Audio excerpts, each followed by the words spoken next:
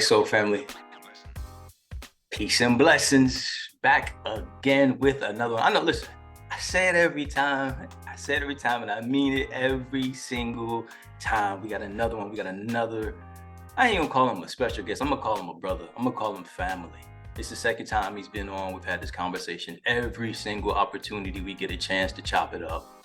It's just a really soul nourishing conversation. So it's always a pleasure to share this space with my brother. We're gonna have an interesting, a dynamic conversation that you probably typically don't hear two brothers having, right? Talking about life, talking about love, talking about fatherhood, talking about just this journey and all the different roles and the different ways that we are able to show up and shine our light. So before we get kicked off, I want to just introduce my good brother. You know him before as an author, a new father now, right? An environmentalist, and just an all-around dynamic being. My brother Ricardo Wilkins, who's the author of Life's Biohack. Such an honor, privilege to have this conversation with you, Ricardo. Welcome back, my brother. How you doing? Andre, brother, one, I appreciate that amazing introduction. Man, and thank you for inviting me to come back on to the podcast. It's a pleasure just to, chop it up, share, our journey, things we've garnered from our journey, and even the struggles we have as we continue on this journey. And it's a pleasure to be here with you and to share with your guests. Facts. I always appreciate it, man. Every time we connect, man, we have such a deep conversation. We don't tread on light waters. We go right to the deep. And I appreciate that, the ability to connect with you and just really talk about life, man. It's life in general. And before we even hit the record button, we were talking about you being a new father, right? And then how proud you are. I can see you got a glow on you right now. A glow on you right now. So talk about it. How you been, man? I've been good, man. Thank you. Yeah, like you said, just sharing some of the again, the journey of being a new dad. Been a new dad for he's about a little more than 3 months now. My son Santana, and it's been. I like to tell people it's been a learning experience. It has been an exercise in surrender, and it's really again to that idea of the exercise in surrender. Someone I admire is Michael. Michael Singer. Yeah. Surrender experience. And I noticed myself almost even unconsciously surrendering to, my day being, maybe disrupted, if you will, or plans that we might have that day just having to be adjusted, or things I might want to do in the next hour. I have plans, for later today, and sometimes I just can't do it because he dictates our time. So just exercising surrender and not fighting what life has presented me just makes things a lot easier. I've come to find out. So yeah. Beautiful, man. That's beautiful. Surrender. See, I wish I had that language before my kids were growing up, right? When they were 3 months, right? It took me a while to get to that space. But it's such a beautiful space to be in because it allows you to operate in a sense of flow. And it keeps that frustration out. You're not frustrated about things. You know what, bro? That's the key, right? Is to be in that flow. Mm-hmm. Like you said, not being frustrated, not that angst, not just that disagreeable feeling we might feel inside. The stress. Because if you can just, and not even, a lot of it comes down to not labeling. I talked to my partner, his mother, Ruthie, about this. It's like not labeling, things you might have to, our challenges that with, in this case, a newborn, not labeling it as bad or even challenging. It's just what we have to do in this moment, right. Label it and try to define it as bad or, difficult. It's just like, okay, I have to sit with him for an hour because he's crying or he's crying and we can't control it. Like, what does that mean? It just, it doesn't mean he's healthy. We know he's healthy. So it kind of, yeah, not labeling it and just going with the flow. And then you're just at ease. That's it. Being at ease with it, man. And that's when you stay present with it. Like when you give up all the fight, right? When you stop making a federal case about it, right? I remember times where, so my kids are 18 months apart. So it felt like at times we had twins because at times they were both not potty trained and, they needed a little extra love and attention as all kids do, right? But at the same time. And so we were going through a phase where we were like, okay, we got to go out and we got to go to this, maybe go to a family function. So get my daughter dressed, my wife get my son dressed, and then we'd get dressed. And then I remember this one specific time, we got everybody dressed and we were just about ready to go. And then my son comes out of the bathroom. We're like, AJ, you ready? He's like, uh-huh. And I look at him, he had taken all the baby powder and put it all over his hair and all his clothes. I just said, you know what? You just got to surrender to it, man. Just be light about it. Just have a sense of levity, as a parent. And for me, it keeps me focused in the present moment. I ain't making no big cases out of it and, fighting and getting all frustrated, just rocking with it, just going with the flow of it. Because in that moment, that's when you find all the little beautiful gems, the little stories, the little idiosyncrasies, the little things about their personality that start to pop up, and you hold on to those moments, the tender moments when you're tapped into that. Yeah, man. Thank you for sharing that gem. It's funny. My sister, my sister was watching him actually because I went out. She allowed me to go out for a little bit, and she was holding him for like, I don't know, like an hour and a half while he slept.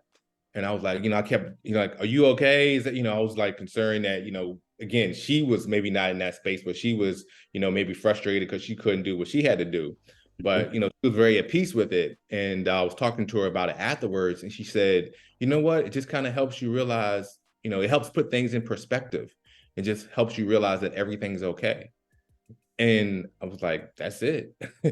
like that's it right there. And it's those little small moments, and you're still, because for me, maybe I'm holding him or he's sleeping on me.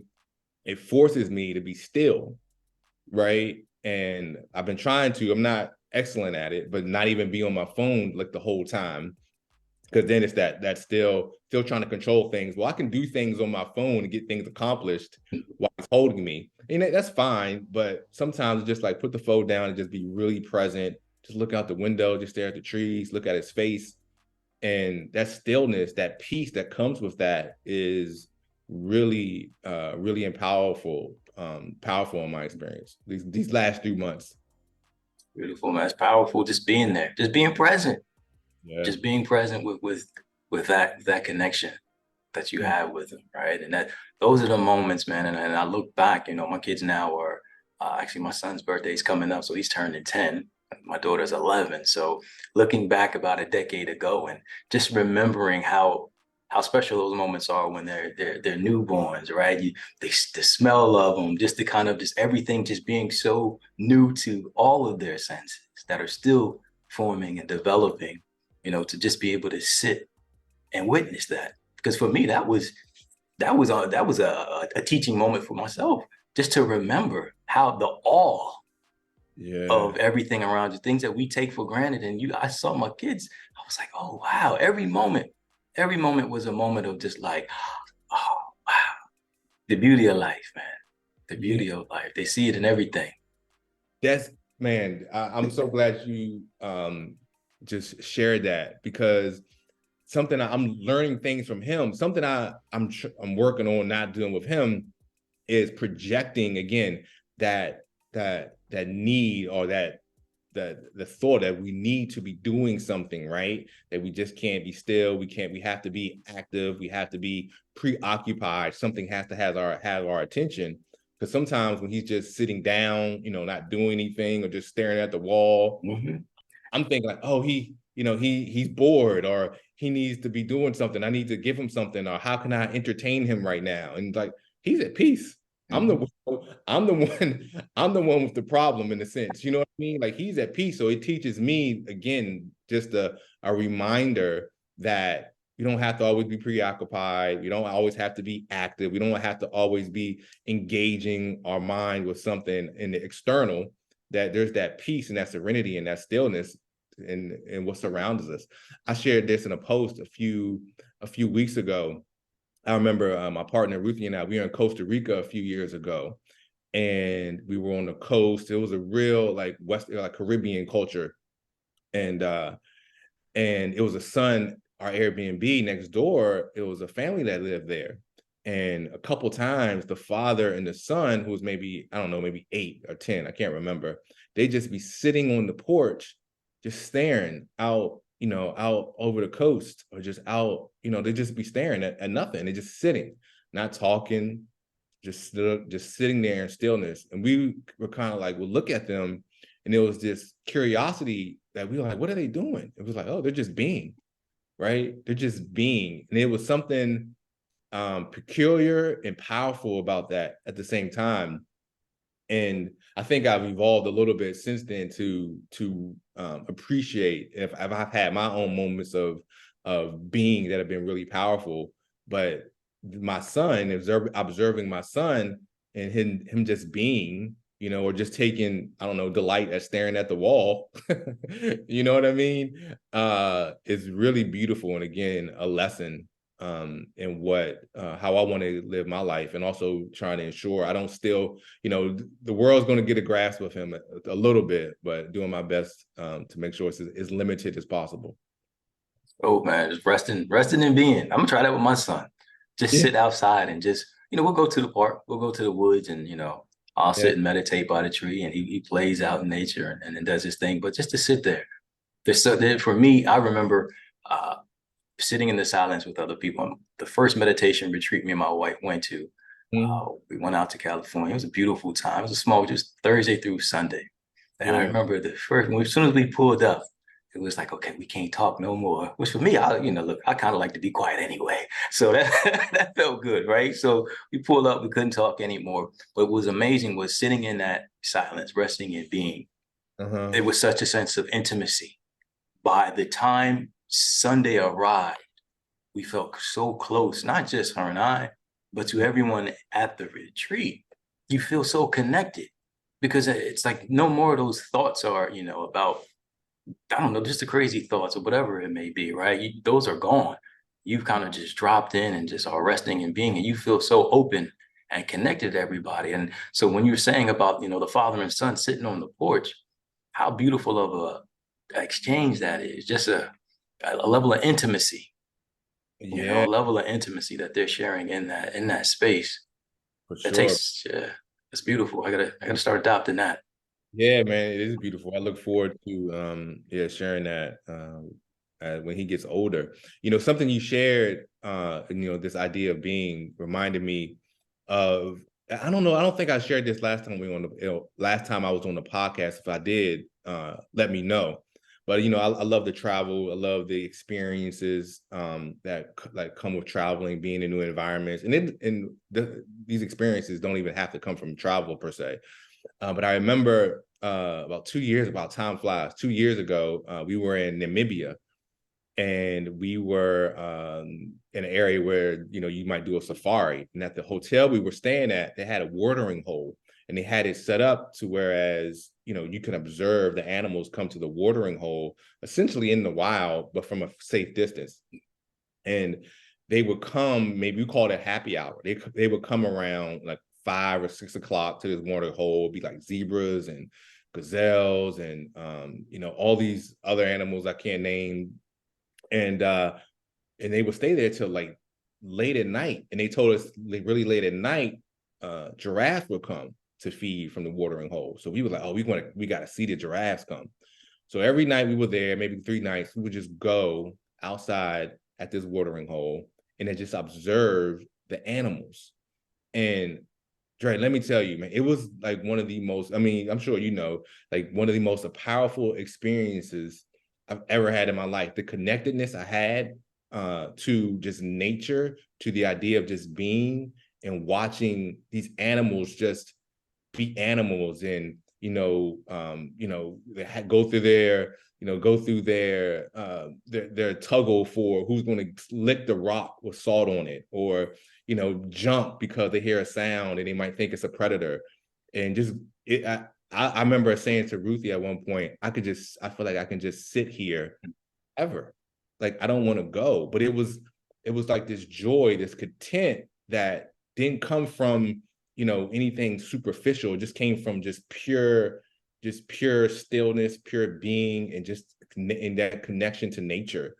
And I just, yeah, when you were just talking, it reminded me of that experience and just how powerful, just in our modern society, a lot of times we're just really disconnected to those, like the ways that our ancestors maybe lived, that were a lot closer to nature. They didn't have, ads and commercials telling them what they needed in their life to feel fulfilled. They were fulfilled through their connection to being, through their connection to each other, people, being under the stars. And I feel like there's so much richness in that. And to me, in my opinion, not that, I have things, but a richness that is more fulfilling than, the nice car, the big houses, the money, those things, again, those things are, don't get me wrong, I'm an entrepreneur as well, but remembering that connection we have, that our ancestor had to these these physical elements, these things that just come from the innate synergy of being humans on earth. That's it. That's it. It's that oneness.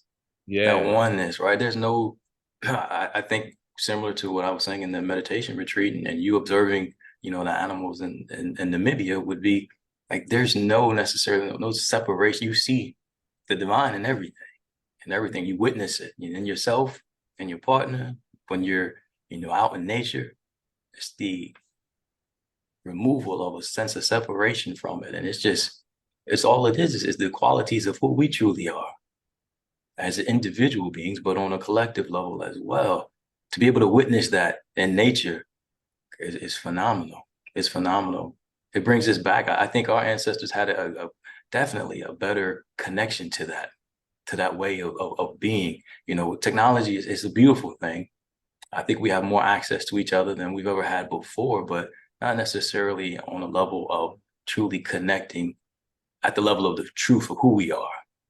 Right. I mean, I can, DM somebody, we can watch somebody on, all types of different social platforms, but to really have that sense of connectedness where, we're not levels away or layers away because of our thoughts or projections and stuff like that, but we're really just sitting and seeing the divine in each and every one of us in a really pure and simplistic way, man. There's a need to go back to that, or to continue to tap into that, tap into that.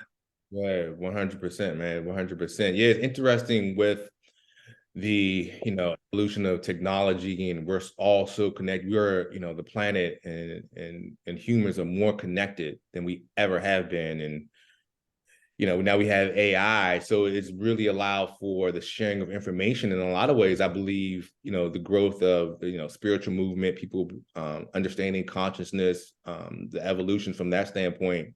But it's also this balance of it's just this balance, because it's really helped take the earth, or a lot of people, to what some might call a new earth, different levels of frequency. But it's also so much negativity has come from what's being shared online. I feel like it's this, it's just who's going to win, right? Who's going to win this spiritual warfare that's going on between I don't like to say good or bad, because I don't think it's good or bad. Everything is divine at the end of the day. Right. But just let's say higher frequency, lower frequency. Let's say that. Mm-hmm.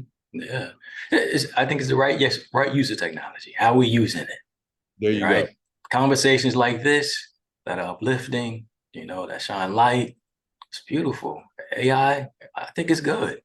I mean, whether good or bad, whatever, it's here, right? And so to be able to utilize it for its highest purpose and highest attention, utilize it, but also remember the practices and the technologies that existed way before, right? That keep us vibrating at a higher frequency, that allow us to consciously co-create a new way or a higher way of being, where we have a planet that's more loving, more just, more compassionate, right? Technology for those purposes, because that's where we're at right now, right? That's that new space, right? Yeah. We're living with an open heart. Our heart is open and our mind is receptive to, to seeing things differently, seeing Mm-hmm. things differently. I love this conversation because I feel like one, we don't necessarily get a chance to chop it up like this, Right. just you and I on a one-on-one basis, but also to be able to share this with other folks, man. To share it with other folks. I mean, fatherhood to me is such a beautiful gift, and it's part of my dharma, right? It's part of the work that I'm here to do, to shine my light, to provide guidance. I tell my kids that you didn't come from me, you came through me and my wife, right? Yeah. You existed way before time and space. Yeah. And I like to say that me and Melissa created a condition for their appearance through us. But you Mm-hmm. don't belong to us, no different than I, belong to my parents, Right. right? So at the end of the day, yeah, we named your body, but you are a timeless being. Yeah. And from that perspective is how we choose to parents, right? And to do it from a perspective where we, for in this conversation, my son, identifying his gifts, Mm-hmm. they pop off the screen. And then for me, it's a little different than my gifts, right? So for me as a kid, I was athletic and I like to be outside, and he's athletic and he likes to be outside, but he's also very artistic, right? Mm-hmm. So he likes to, like last night, his first time he composed his own song on the cello. I was like, he's turning 10 years old. And he's like, Daddy, I made a new song. I was like, what do you mean you made a new song? He shows me this paper and it's got all these different notes on it. And it's called like From Beyond the Lights and Stars or something like that. And he's playing it on his cello. And I was starting to get a little emotional. I was like, wow, my little man is really expressing his gifts. Like he's in his bag. Like he feels comfortable to be able to just grow and just to show and be who he is, so that whatever was inside of him before he even arrived is Mm-hmm. being nurtured, And it was just such a beautiful thing to see. And I kind of had to acknowledge that. I said, because me and my wife created an atmosphere Mm-hmm. where those gifts can be continued to be cultivated Mm-hmm. and shared. And I love it because I see it every single day, whether it's, in music or in sports. It's just like, are we creating that environment, a conscious environment where we allow them to always remember who they have always been, Mm-hmm. who they've always been. And that is so key for me as a father, just creating that space for them to feel that love and that acceptance and just learning. I learned, I honestly do believe I learned just as much from them Yeah. as I try to impart and teach, to them. So it's a beautiful, absolutely beautiful journey. But to be able to have this conversation with you, because I know, Santana's been blessed with some beautiful guides here. You and Ruthie, man, have seen so much in the world and so much to contribute. And it's funny, you and I haven't seen each other face to face or talked in quite some time. But you got to glow. You got to glow. So I know it's been a life changing moment for you, and it's a new blessing, and it shows in your energy. Thank you, brother. Thank you. I appreciate that. I appreciate that. Yeah, it's a joy, man, and it's really interesting the timing. Actually, somebody just shared with me, and I knew this. It's just when a good friend, actually a long a childhood friend, was just like, she was saying that she always wanted me to have children, just for who I was. You'll be a great dad. But I think now it's like it happened at the perfect time. I'm 48. I had him 48 when I was 48. He was born a week after my birthday. So I'm like, I'll do the math. When he's this age, I'll be this age. But I trust and know that it was the right timing because you know, eh, like my parents, I have amazing parents. They're great parents.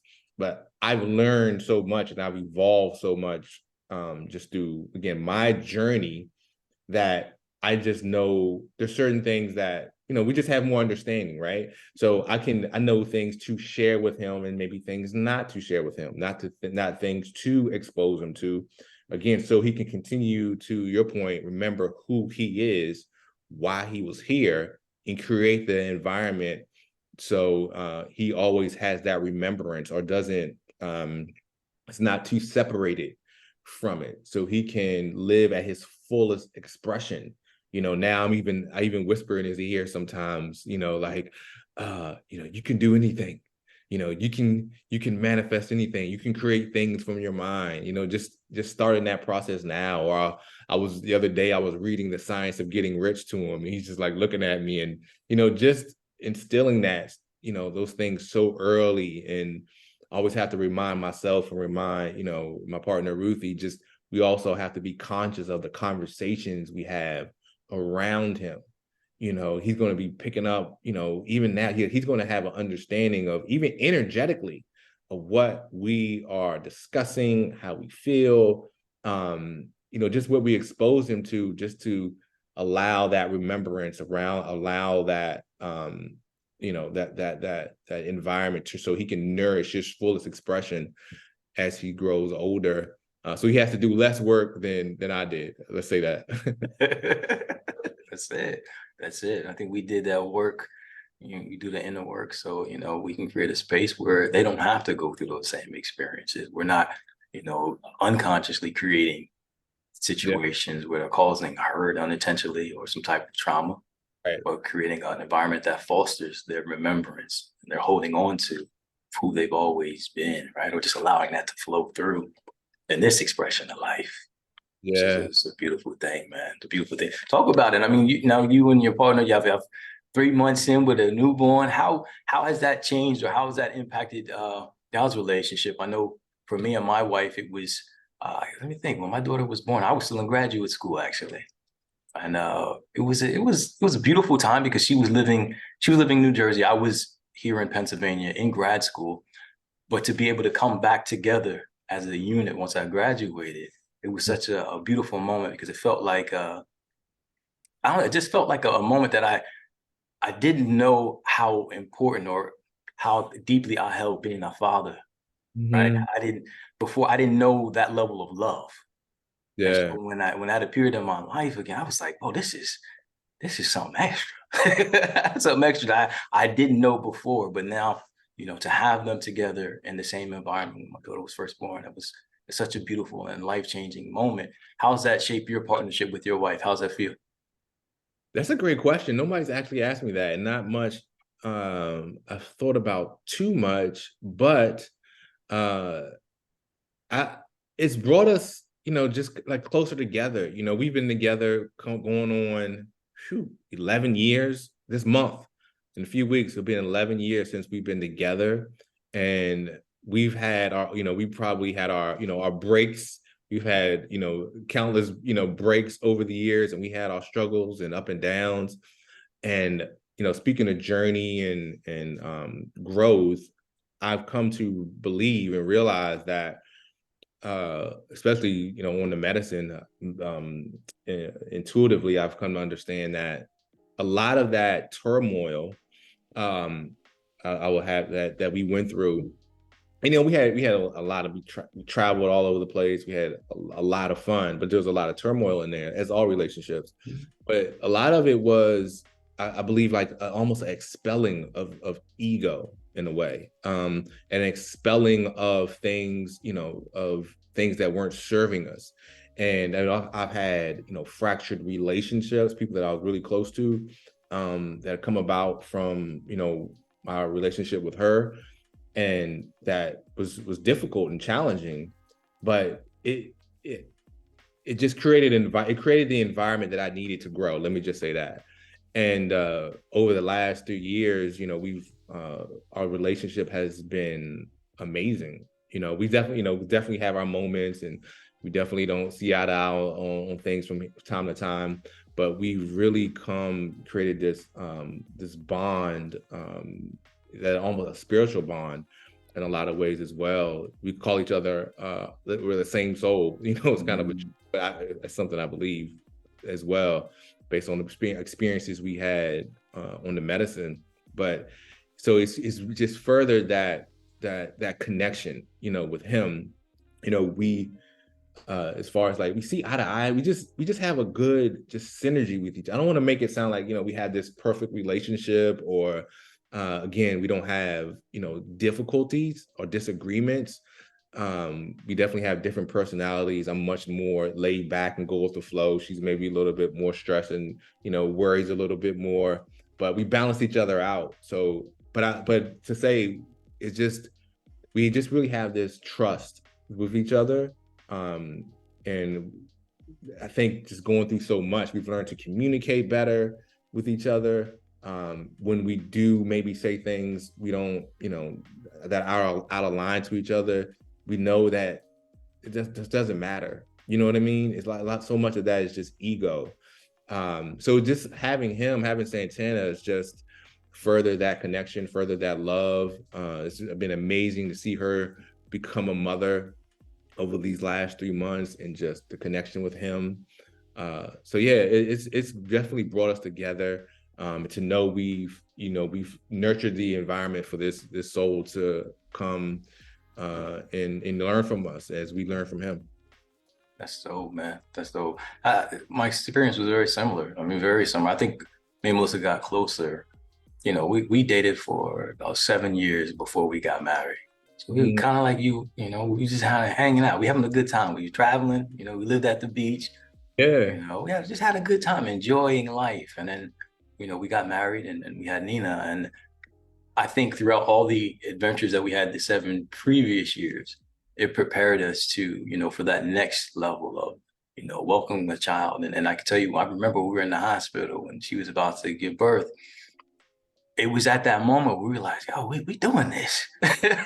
like we really doing this. But the energy was kind of like, it was love, but it was also friendship, right? It was so many different variables that came together in that moment where, yeah, that's my wife, but that's my friend, right? That's so much more than just this moment, because we had developed so much in our partnership for over 7 years prior. It was like, man, it was like my homie. I was like dapping up, like, yeah, we ready to do this? like we ready to have this baby. And it's such a beautiful experience, and carrying that forward.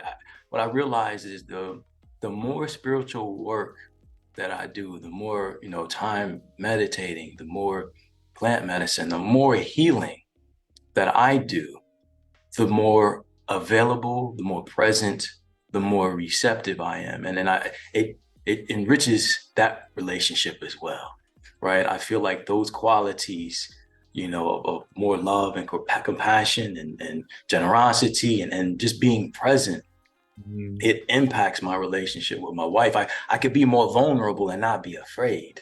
Yeah. Right. I remember the first time we got back from Costa Rica, and just when you and I had met, I think we got back maybe like on a Thursday or something like that, or Friday, something like that. And that weekend I got this spot in the nature I like to go out to. And we sat by the tree, just chopping up and talking. And to really be able to just open my heart and share, because I was in that space now where I had already looked at the shadow, right? I had dealt with some of the dark issues, the unhealed aspects of it, the parts that I wasn't comfortable just a week or two before even having that conversation with you. Now, mind you, so that was probably, I mean, we've been together about 18 years now. So we had been together at least 16 years. And there were parts of me that I wouldn't even share. I wouldn't even dare talk to her about. And this is the person that I love more than anything. Yeah. And so to be able to sit there and open my heart and share some of my fears, some of the wounds, some of the reasons why I may, act and, she pushed a button, just to give her the background as to why I projected that way. I think that even brought us closer, where I felt like, you know what, I can be me without the fear of being judged, that, that I can just allow myself to be. And that was always there in our relationship. It was in my mind where I was like, afraid to just show up and to be myself, for maybe fear of rejection, or not just wanting to be vulnerable in those cases. So I'm grateful for this practice. I look at, my relationship as my yoga, right? As kind of like, the work of just being loving and allowing love, letting go of fear, and embracing the love that has always been there. Because I could tell you from the rip, I mean, when we first met, I think actually when we first met, we were both dating different people. Right. So we came in here with no intention or attachment to anything. It was just kind of like, hey, we just here, we met at a bookstore. Wow. Friend introduced a friend, right? And so we just sat down. I pulled up, asked how you doing, right? Just how are you? Something basic, and just off of that conversation, you know, a whole life is created. And I Yeah. think in that space, I don't know, we just connected, man. And that's, I say that's my, that's my partner, that's my wife, that's my homie. That's my Mhm. homie. And to be able to kind of always feel like you can just be yourself, that's a powerful experience. But I do believe having children really elevated whatever we created and allowed us to just keep pushing, keep doing it. Wow, that's beautiful, brother. It sounds like, you said it, that just everything you just described just speaks to just being vulnerable, right? And there's so much power in being vulnerable, having people in your life that you can be vulnerable with and having a partner that you can be vulnerable with. I think for myself was that something early on, and I credit Ruthie for this a lot, is that I really wasn't on a path. I wasn't on a path of growth and development. Definitely not spiritual in this way until before I met Ruthie, and she wasn't either.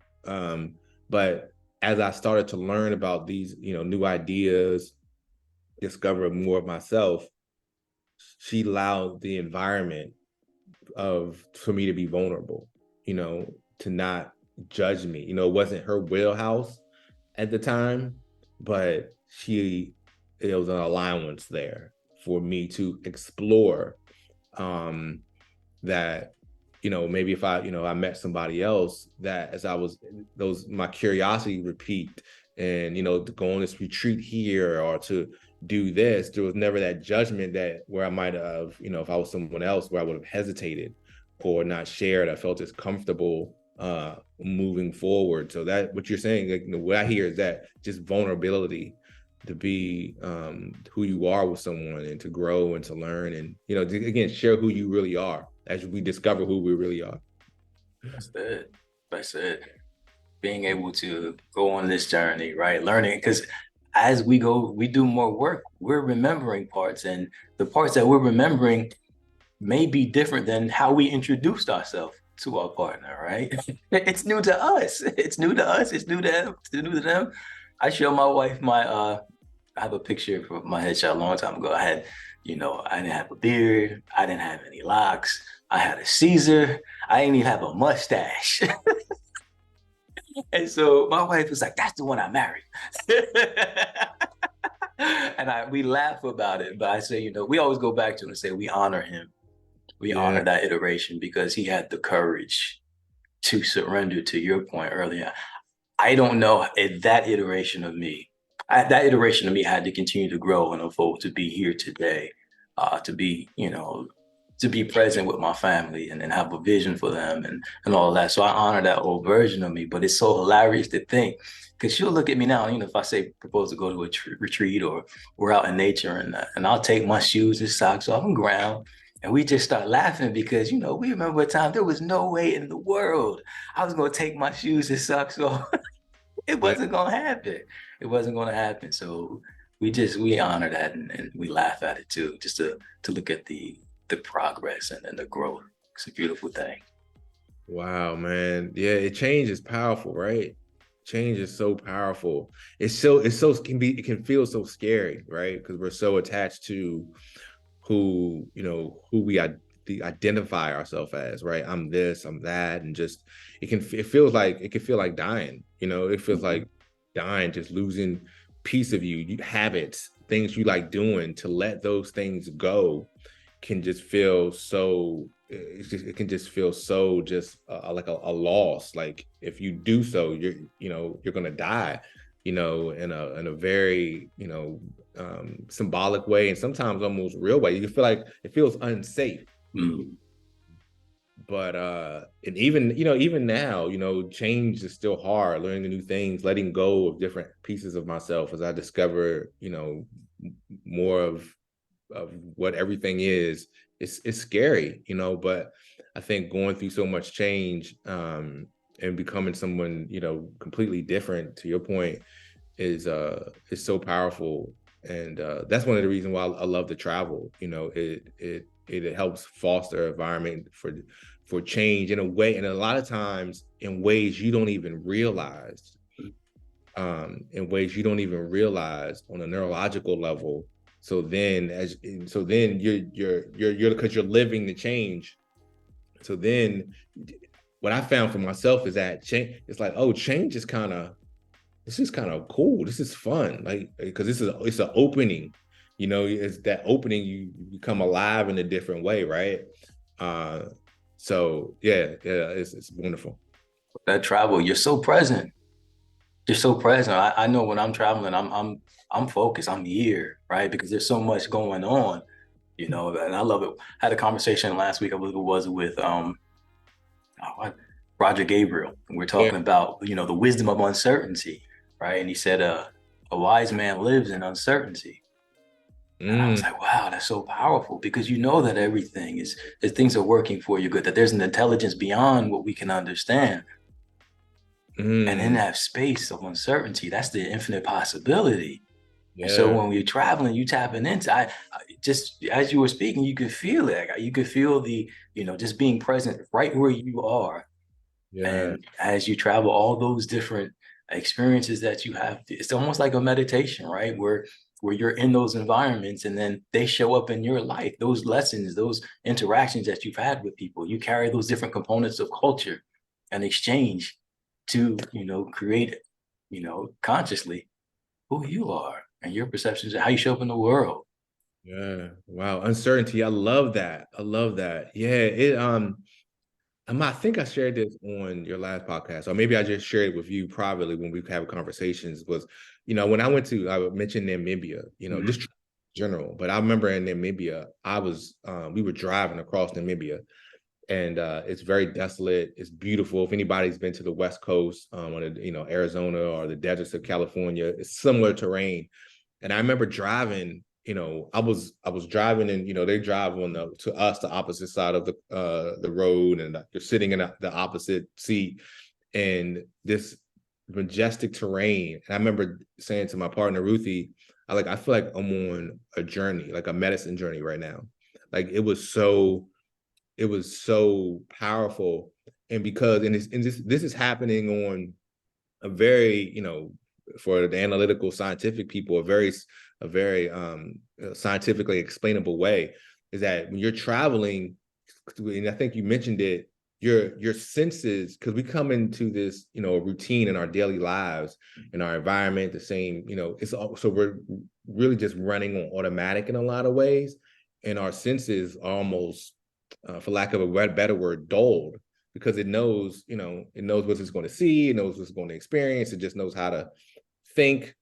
And when you're traveling, and there's been science to validate this, you're actually building new neurological pathways, that positive neurological pathways, just like your brain is like developing in a different way, in a positive way, and you're increasing your serotonin levels in your body.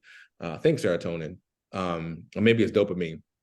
And so when you're traveling, because your senses come alive, because it's newness, right? It's new smells, it's new, you know, new visuals. You're hearing different things, so your senses are kind of like you. That's why you're more present, because it's kind of like, whoa, what is this? You know. So I'm driving, and I'm using all these senses, like these mental muscles and these sensory muscles that I don't have to use typically, because how I'm driving, what I'm visually. So it was just kind of like, whoa, you know what I mean? And this happens on such a subtle level.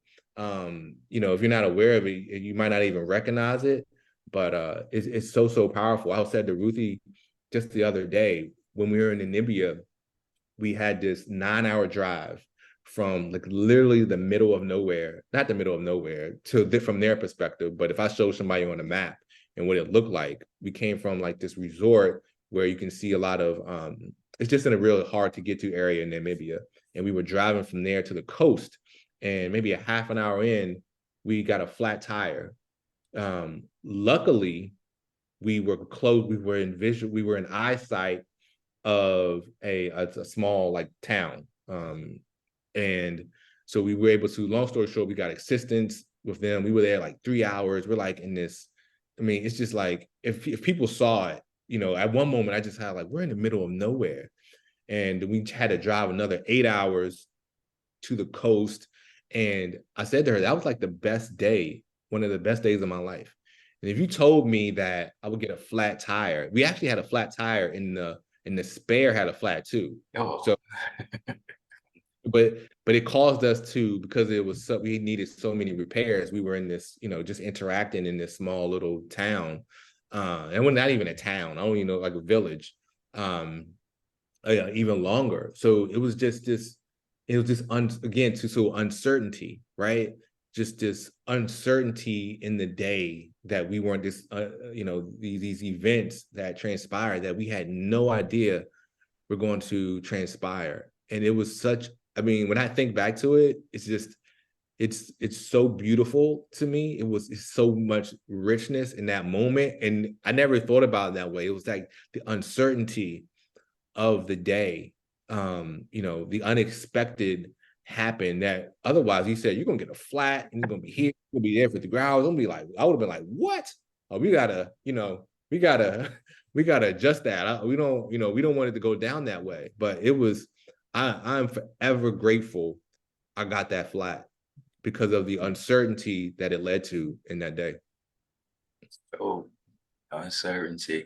I remember Roger saying if we knew how each day would play out, life would be so boring, Yeah. right? It would be like Groundhog Day. It Mm-hmm. literally would be like Groundhog Day. So I'm grateful as you are for these moments in life with the uncertainty of Yeah. it. We can just embrace it. We can And just embrace it and be present be and be present. present with it instead of having the dullness, right? That dull effect over our eyes. We just glazed over like a robot, if you will, and just, like on autopilot. Yeah, Son, exactly. but I love it how you were saying forming new pathways. As you're saying, I had an image of your son in there, right? He's forming these new pathways, right? He said that's kind of like the same thing, when we're traveling, we're so present. All these senses are firing because it's a different environment, and these neurons are firing and wiring together, and we're experiencing it as if it's newness. And that's exactly what your son is going through now. He's experienced, you got all these senses that are firing. So when he's staring at the wall, that's a whole nother level to him. That's like, what? Yeah, He's taking it all in. for sure, man.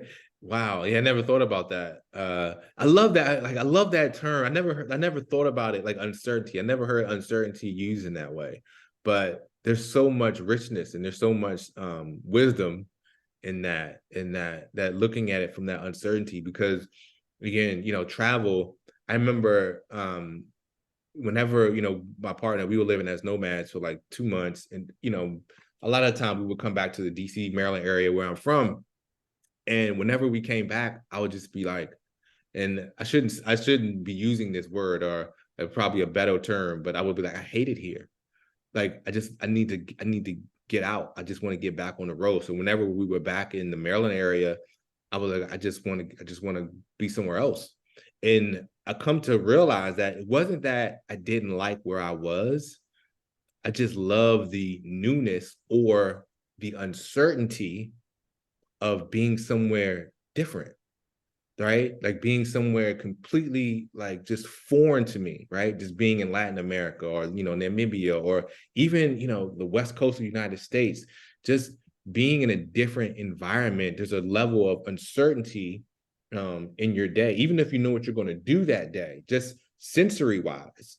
It's uncertainty. Your senses is like I love when I get off the plane in Latin America or Latin countries, because there's this unique smell. It's just a different smell in the air, and I love it. I just love it, and that's why. So again, yeah, that uncertainty is really powerful, and that's why I love to travel, because I had to start reframing whenever I came home, because I would just be like, oh God, I'll look at it differently. It just helps me even be more again surrender to if I wasn't traveling, right? Like now, like we're not traveling now. Um, to It's not that I don't like it here, it's fine. But I just love the newness and the uncertainty that traveling, fills me with. Thank the travel piece is so important because it does, it keeps us present, expands our awareness of what's, what life is like in other countries for other people. It allows us to bring all those lessons back, right? And share with our friends and family. Also for our kids, though, right? Yeah. For them to see something different. One of the things that have been in my heart for a couple of years is taking, fathers taking their kids and going on international trips. Yeah. I think that's one of the dopest things that we can do to really just expand their horizons, put them in an environment where they're hearing different languages, seeing different things. How beautiful would it be to have just, get a bunch of fathers in there with their sons, their daughters, and just take their kids and we just go pick a country, try, just pick a place. For me, I thought Italy was easy Yeah. because kids like pizza and they love ice cream. So there was no issue with food. But to pick a country and just a bunch of fathers, we take our kids there. We experience that. Because we'll experience them in a different manner, experience ourselves in a different manner. And we take all of those lessons and those moments and just live in that uncertainty, that beautiful uncertainty, man. I think that's something that we should chew on that for a little bit. Put that together, man. You the traveler, Ricardo. And I love that idea, man. I can't wait to get our little guy on the road. I can't. His Hey, honestly, passport gonna be loaded. I probably can't. I probably think about it too much, honestly. His passport is going to be full for sure, man. I mean, the way you and Ruthie travel is amazing. And I forgot to even say that in the beginning. I was talking so fast, but Ricardo is a world traveler that is a travel coach as well. And if you got any plans to travel, you'd be remiss to not connect with Ricardo because he can definitely shed some light on some of the best ways to travel, some of the key locations to visit, and just share his wisdom and expertise. He's been all over the world, man, and it's definitely a jewel in terms of being able to shine light on travel tips as well. So it's dope, man. Yeah, thank you. Indeed, indeed. Well, look, We bro, countries go. say again. Yeah, we met in another country, so there you go. Yeah, that's right. That's absolutely right. That's absolutely right. We met down in Costa Rica. Sir. Met in Costa Rica. So we Yeah. got so much more to chop it up, man. I always excuse me. I always enjoy having these conversations with you. I want to have another one. We'll come back another time. We're gonna get in some plant medicine combo, man. Let's make it. Let's do it, man. Let's do it. I love talking about the medicine and again how that expands our minds and leads to healing and leads to growth and insights. That's exactly it. That's exactly it. One of the things I wanted to chop it up though, real quick before we go, I like to do a top five. Okay. All All right. right. And so in your travels, I know you got probably an eclectic mix, or you've picked up things that you like. But if you had to name your top five, your top five musical artists, Okay. All right. they don't have to be in order. Okay. All But right. when maybe you're on the plane or in the airport, maybe you touch down in another country, or you chefing up something, or you just hanging out with Ruthie, y'all chilling. What you throwing on? Who's your five? Oh man. I'm gonna go with oh, this is a good question, Dre. It's causing me to think some. A couple I have my like I gotta think because I'm gonna give a few artists and genres Okay, let's go. that I love, but when it's just that genre I love. It's no Yeah, particular yeah. gravitate to. So I got to go with my guy Hove. I got to go with Jay-Z. Of course. Jay-Z really opened me up to loving music on a different level, and I'll Okay. say yeah, I love Jay-Z. Coldplay. Uh, Okay. love Coldplay. I'm a big Coldplay fan. Anybody has not enjoys live music, Coldplay concerts are just to me magical. I Mhm. love Coldplay. I am a big Linkin Park fan as Okay. well. I love Linkin Park. I'm gonna throw Linkin Park in there, and then I'm gonna say, gosh, I don't even EDM. Yeah, EDM. That's what There as we a go. I love EDM. Hmm. It's just you know, it just it to me, it might sound crazy. It's like a spirit. When I hear come on, I Yeah, feel yeah. like connection spiritually. You know, I feel Ah, connection to my higher self. I mm, feel high vibration. It just moves me in a very again rich way, in a very intuitive way in my mhm. so yeah, just it just raises my energy and my frequency. So EDM. And lastly, I'm gonna go with movie soundtracks. I'm a Oh, here big we go. It's a new one. Who you got?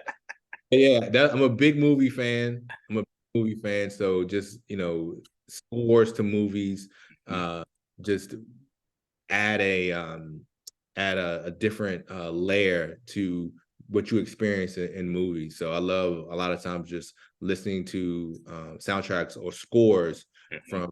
from some of my favorite movies. That's dope, man. That's dope. Movie soundtracks. That's a new one. Movie soundtracks and scores. One of my favorite movie soundtracks was Waiting to Exhale. We're Oh going yeah, digging in the crates. That was a classic. yeah. That was an absolute classic, especially if you love some good R&B music. Wonderful. That and Love Jones. Oh, Love Jones is good. Love Yeah. Jones. What about Love and Basketball? That's Oh, of course. Oh yeah. Oh yeah. Yeah. A lot of Jones. Yes, absolutely. A Love lot of and Jones on that too. I just think about I got throwing one more. I got throwing a six because Yeah, I yeah. love this artist, Vanessa Carlton. So I love Vanessa Carlton. I'm trying to think. Go ahead, give me a song. Her probably most popular song was, oh gosh, A Was it Thousand Miles. Making My Way Downtown? Popular song, yeah. I Yeah, don't even know how I got on to her. I got on to yeah. her. I think I just heard her. Uh, I think I just heard one of her songs. Not even that one. It was like another. Hmm. Wow, who's this? And I kind of like went down a rabbit hole in some of her music, man. So I really enjoy her music as well. She's really the piano. I love that Mm, that's dope, man. That is dope. I was expecting to hear some go-go too. I was like, is he gonna throw the decent yeah. Could have done some some old rare essence in there, something like that? No, that's dope, man. something I, like lo- that. I love it. So we got Jay-Z, we got Linkin Park, we got Coldplay, we got some EDM soundtracks and scores. I Yeah, love it. yeah. Vanessa Carlton. That's What, dope, man. if we got time, let me Yeah. swing that back at you. Who's your top five? Ooh, it's hard. It's hard. It's hard for me to pick five, bro. Like I love music so much, man. Like, ooh, if I had to just say, okay, so five artists that, um, hmm, ooh, that's hard. So I'll go with this, and this could change, but my top five, one would be, Jill Scott. Oh yeah, Jill yeah. Scott. So if I say, I always say Jill Scott sounds like the voice of the planet. She sounds like the voice of Mother Earth. Like if Mother Earth could sing, it would have Jill Scott's voice. So powerful, sweet, all the different elements I found in her voice. So Jill Scott for me is one. Mhm. Gladys Knight. Oh, Okay. but listen, I love me some Gladys. Like Gladys Knight to me is she's next level because if you look at not just her, her career starting out as a young girl, spanning Uh-huh. to the present moment, but then the songs that she sings and how influential those songs are in hip hop. I mean, Mhm. there are so many different songs that she started that she sang that are sampled in hip hop that Yeah. are just absolutely amazing. And of course, when you growing up Saturday morning and mom's and pops throwing some Gladys Knight, midnight train to Georgia, you cleaning the house, Yeah. that's an indelible memory there. So Gladys is another one. I love Bruno Mars. I got good love to Bruno Mars. He's one of Yes. my favorites, man. I think good music is eternal, it's timeless. And the fact that my dad loves Bruno, I love Bruno, my wife Mhm. loves Bruno, and my kids. Yeah. I'm like, the whole house be vibrating with Bruno. So, He's super uh, talented. yeah, that's another one. I said Gregory Porter. Gregory Porter. Gregory Porter is a jazz artist, jazz musician. Okay.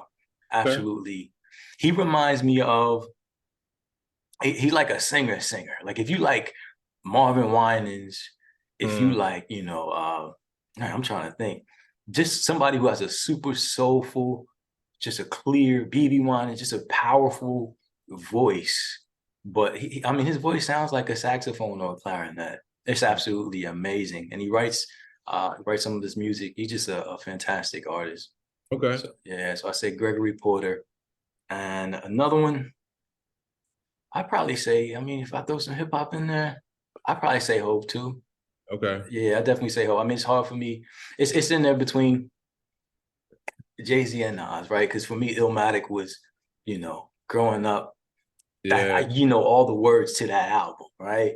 Same Yeah. thing with Hove, you know, whether it's the Blueprint or you know, all of them, right? So Jay-Z and Nas to me are kind of just they in a tier of their own, and yeah, Right. hip hop has a special place in my heart for sure. Yeah, for sure. For sure. But yeah, nah, that's so dope. I mean, let's keep it. I know we got to wrap soon, but Yeah. I want to give the audience five of your favorite books. I mean, you're an author, so you Okay. know you read a lot, you write. What five books have had the most impact, or did you kind of go back to and maybe reread? What books did you just enjoy? What would you, if you had to choose five? What are they? Well, I got to throw my book in there. Let's go, champ. We got that. We got that. Life's Biohack. You can get that I on Amazon. You good on this website as well. think it's brilliant. Take something complex and really simplifies it for the everyday person. So I got to throw my book in there. The Positive Intelligence. I always forget the author's name, but Positive Intelligence is that book. That book changed my life. Like literally, you know, you have these, you know, it could be, you know, a speech, you know, just a conversation, a video. You know, we have this inflection points, these moments in our life. Reading that book literally changed my life. It kind of like I feel like set me on the path to where I am now. And just really quick, how and why I did that is because I was at a time in my life, I had a job, I was just really stuck, disillusioned, ended, wanted more. Kind of like my limiting beliefs led me kind of like to this place where I was stuck, and I didn't, you know, I was kind of like, you know, my life was fine, but when I was in work, I was just kind of like in this, oh my gosh, how do I get here? How do I get out? And you know, I came across that book because I needed to think, you know, a little bit more positively, and it just helped. It was real, it wasn't long, kind of like broke down these different oh gosh, what are they, like different personality traits that each individual has, or their dominant traits that kind of might hold them back or limit them in a way. And it helped me identify that within myself. But then the thing that it did that no any other book that I've come across did was it gave real tangible things you can do, activities to kind of like, again, build positive neurological pathways. And one of them was just being present to your senses, to one of your five senses, being present to those senses. Or you can deliberately do what exercise is called PQ muscles, and just rub your finger like 15 minutes a day, and just feel the touch of, you know, rubbing your fingers together. And I just kind of like trusted, and I just started doing that. And before I knew it, my mindset had shifted. I wasn't, you know, I didn't want to be at my job any longer, but I just knew like I didn't allow my external environment. It was the first time I realized my external environment didn't dictate how I have to feel inside. And then it helped me also realize, I was like, wait a minute, I actually don't want, you know, the career that we're told we're supposed to be going after, and, you know, this 9 to 5 in a big house and like traditional way our life is supposed to look, or what society tells us.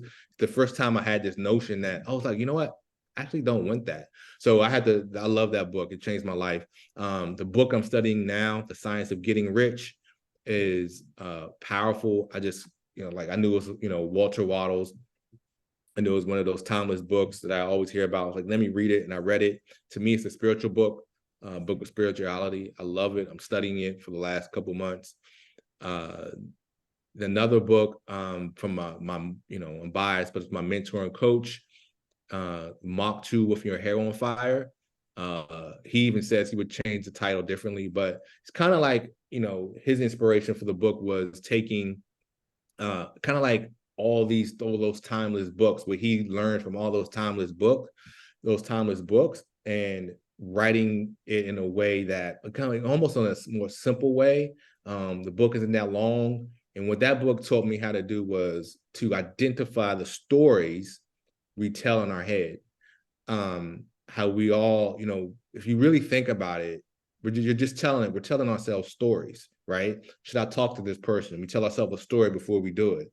You know, just in our life, this person is telling you about something that, you know, I don't know, it could be anything, a book, right? You're telling yourself a story in your head. So we tell these green light, red light stories, right? Green light stories, we go, red light stories, we stop. And we can change the story in our head. So that was a really powerful book. And lastly, I'll go with, oh wow, you know what? I love anthropology. I'll throw in, it's called Guns, Germs, and Steel, and that book kind of talks about why. It talks about why, kind of like the continents and the civilizations on each continent evolved the way they did from a technological standpoint and languages, and how uh, the geography and the plant life and the animal life kind of like dictate, and even the configuration of the continents in some ways dictated the way evolution flows, and why some civilizations in different continents evolved what we might are more with more technological advancements. And I love that book. It's a really good eye-opening book to understand human nature.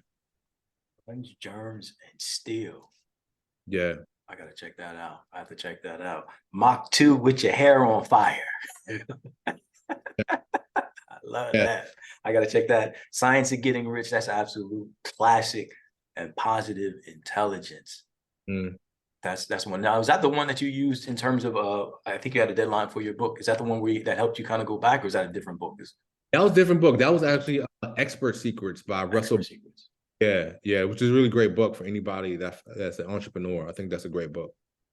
I'll definitely put that. I like to put these books in the description so people can go back, you know, and do some discovery on their own, man. I mean, it's helped you out tremendously. I can see. I mean, in addition to being a travel coach, a world traveler, an author, a father, partner, you have so many different roles, but overall, just a great being, great being, and then, you know, honored to share this space with you, honored to have this conversation and just chop it up, man. It's a sacred space and a moment where we can just connect and vibe out. So I'm grateful for you, my brother. I'm grateful for being able to, you know, to nurture this relationship and share this light, man. Andre, man, hey, everything you just said right back at you, brother. I appreciate our conversations. Have a brother, you know, just to share who's also on the journey, you know, your experiences. You know, I'm a new dad. You have a little bit more experience with just the things that you learned in being a dad and being on the path. And yeah, just have this conversation, be it, you know, on the phone or text, or, you know, for the world to see. I always appreciate my time with you, brother. Indeed, indeed, champ. Listen, I always say before time and space began, we agreed to meet in this moment. So I'm thankful for your yes. Soul family, I'm thankful for your yes, for doing the work that you do. And we're making a difference on this planet. Every time we sit and meditate, every time we take a breath and respond as opposed to react. So thank you. We'll catch you on another one. Ashe. Peace.